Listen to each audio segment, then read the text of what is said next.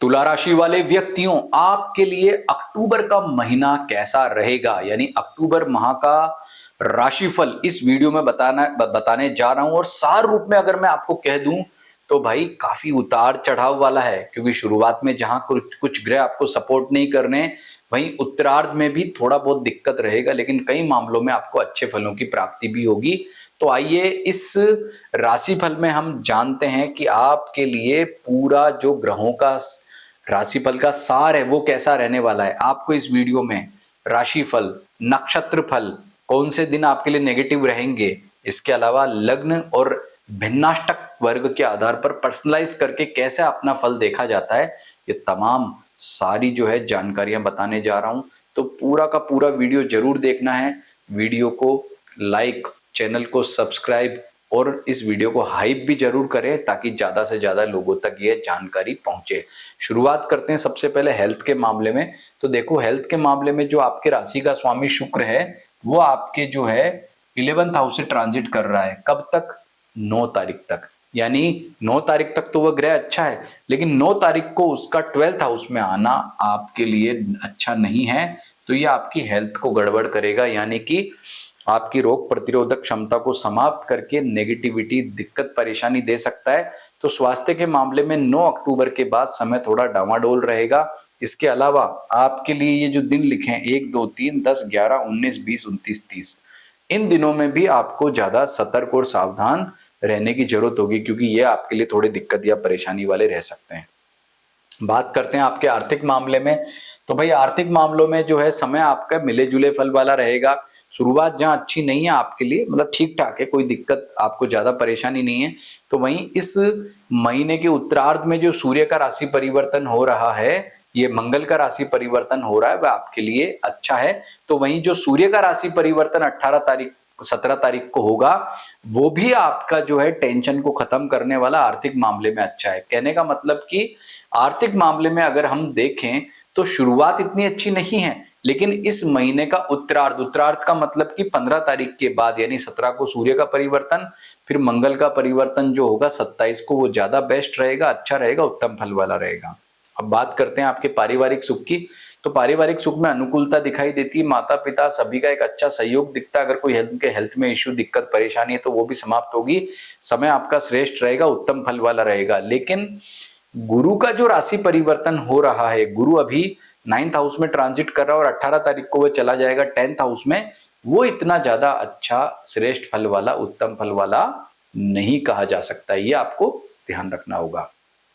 अब बात करते हैं विद्यार्थियों के लिए समय कैसा है। तो देखो, विद्यार्थियों के लिए समय काफी उत्तम फल वाला कहा जा सकता है, लेकिन प्रॉब्लम क्या है कि जो आपकी एकाग्रता है या भाग्य है, वो इस महीने की शुरुआत में इतना अच्छा नहीं है। बाद में तो बहुत ही बेस्ट हो जाएगा, अच्छे फल वाला हो जाएगा। तो शुरुआत में, यानी कि पहले सप्ताह में विद्यार्थियों को ज्यादा कॉन्सेंट्रेट रहने की जरूरत होगी, क्योंकि इन दिनों में काफी एग्जाम्स भी हो सकते हैं। तो इन दिनों में कोई एग्जाम हो रहा है तो आपको बहुत ज्यादा सतर्क, सावधान रहना होगा, लेकिन इसके बाद धीरे धीरे समय आपका बेटर हो जाएगा। और खासकर ये जो दिन मैंने बताए हैं, इनमें भी सावधान रहना होगा। बात करते हैं आपके वैवाहिक सुख की। तो वैवाहिक सुख के मामले में सामान्य बना हुआ है। जीवन साथी के साथ में एक अच्छी बॉन्डिंग दिखाई देगी, विचार अच्छे मिलेंगे। और अगर आपका विवाह नहीं हुआ, लिव इन में आप रहते हो, तो भी समय बेटर कहा जा सकता है, अच्छा कहा जा सकता है। लेकिन जल्दबाजी से और एग्रेशन से बचना होगा, और कोई भी डिसीजन लो तो मिलजुल करके लेना होगा। और बात करें आपके नौकरी पेशा वालों के लिए, तो नौकरी पेशा वालों के लिए जो समय है, यह सप्ताह काफी, यह महीना काफी अच्छा कहा जा सकता है।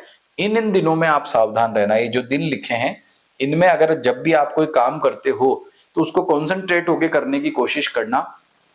थोड़ा भी इधर उधर और दिक्कत परेशानी होगी तो उससे आपको समस्या हो सकती है, सतर्कता आपको रखनी होगी। बाकी ये मान करके चले कि आपके लिए जो है ये पूरा महीना इसके अतिरिक्त बहुत अच्छा फल वाला कह सकते हैं।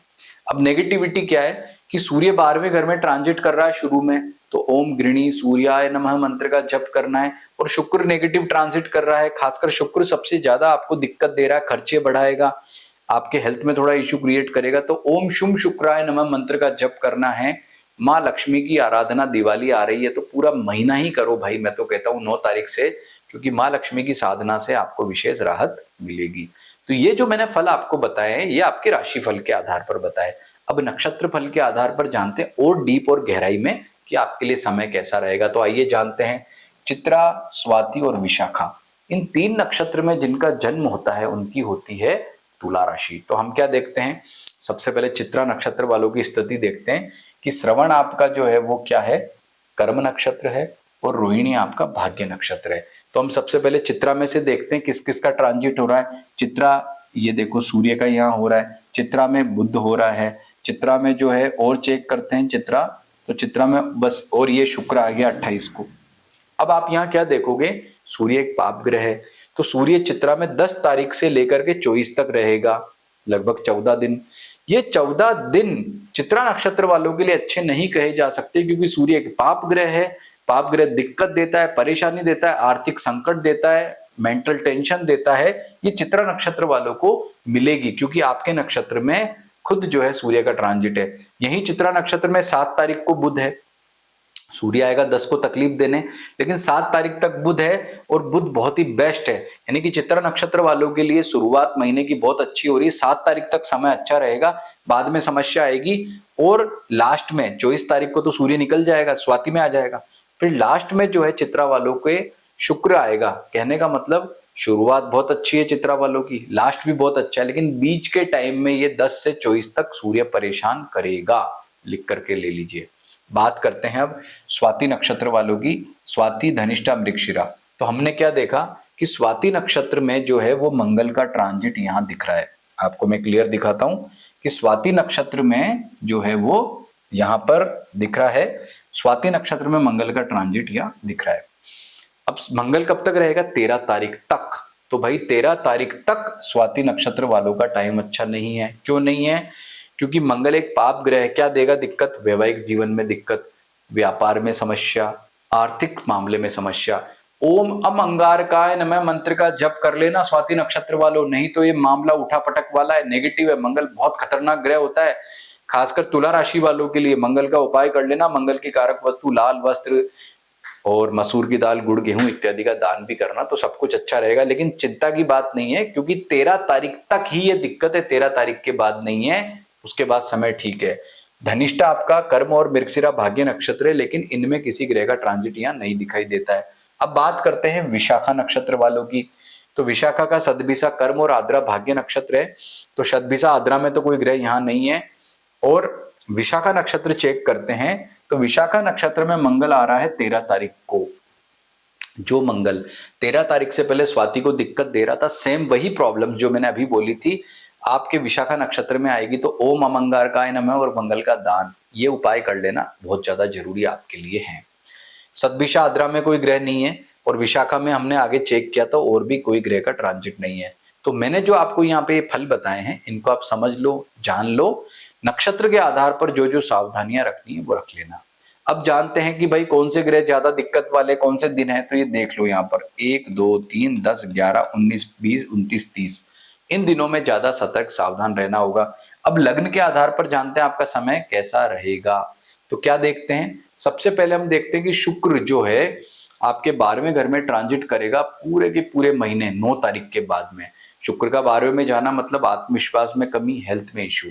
तो ये ज्यादा दिक्कत किसको देगा, जिसका शुक्र अकारक ग्रह है। जिसका कारक ग्रह उसको शुक्र ज्यादा दिक्कत नहीं देगा, अकारक ग्रह। यानी कि अगर आपका तुला राशि है लेकिन आपका लग्न मेष है, सिंह है, धनु है, कर्क है, वृश्चिक है, मीन है, इन 6 राशियों का लग्न है, तो ये शुक्र आपको ज्यादा समस्या देगा, मतलब पीड़ा देगा। तो ओम शुभ शुक्राय नमः का जप और माँ लक्ष्मी की पूजा कर लेना। ऐसे ही बाकी लग्न वालों को शुक्र इतनी दिक्कत नहीं देगा। वहीं सूर्य में जस्ट उल्टा है। सूर्य 12वें घर में जो है कन्या राशि में बैठा हुआ है 17 अक्टूबर तक। तो ये किसको ज्यादा दिक्कत दे रहा है, जिनके लिए अकारक ग्रह है। किनको ज्यादा दिक्कत देगा, इन लग्न वालों को। ये ऊपर के 3 लग्न ना, मेष, सिंह, धनु, इनको नहीं देगा, क्योंकि इनका कारक ग्रह होता है। तो ये कारक और अकारक सिद्धांत पर भी आप ये जान लेना कि कौन सा ग्रह पर्सनलाइज रूप से कैसे फल प्रदान करता है। जैसे मैंने 2 ग्रहों का यहाँ एग्जाम्पल प्रदान किया, बाकी ग्रह आप देखेंगे तो सामान्य है। गुरु राशि परिवर्तित करके 10वें भाव में जा रहा है, तो अब गुरु बेस्ट फल प्रदान आपको नहीं करेगा। और गुरु बेस्ट फल प्रदान किनको नहीं करेगा, जिनका गुरु अकारक ग्रह, यानी कि जो ये लग्न है ना, ये बीच वाले मैंने बताए, इनके लिए गुरु वृषभ, कन्या, मकर, मिथुन, तुला, कुंभ, इनके लिए गुरु ज्यादा दिक्कत परेशानी वाला होगा। इनकी पराक्रम क्षमता को प्रभावित करेगा, खर्चे बढ़ाएगा, बेवजह की झंझटें बढ़ाएगा, क्योंकि गुरु दसम भाव में इतना अच्छा नहीं माना जाता है। अब बात करते हैं भिन्नाष्टक वर्ग की। भिन्नाष्टक वर्ग क्या होता है?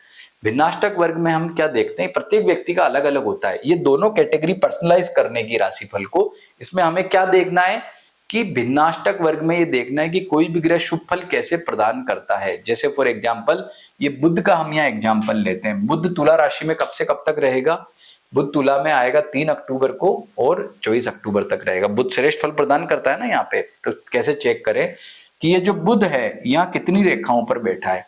तो अपनी जन्म कुंडली ओपन करो, खोलो, पीडीएफ है तो पीडीएफ खोल लो, हार्ड कॉपी तो हार्ड कॉपी खोलो, और उसमें देखो भिन्नाष्टक वर्ग निकालो बुध का कि बुध कितनी रेखाओं पर बैठा है। अगर आपके पास ये कुंडली नहीं है तो हमसे मंगवा लेना, और ये चेक करना कि बुध यदि यहाँ पर 5, 6 या 7 रेखा पर बैठा होगा तो 100% बहुत ही शानदार, पॉजिटिव और अच्छा फल प्रदान करेगा, और कम रेखाओं पर होगा तो उतना बेटर फल प्रदान नहीं कर पाएगा।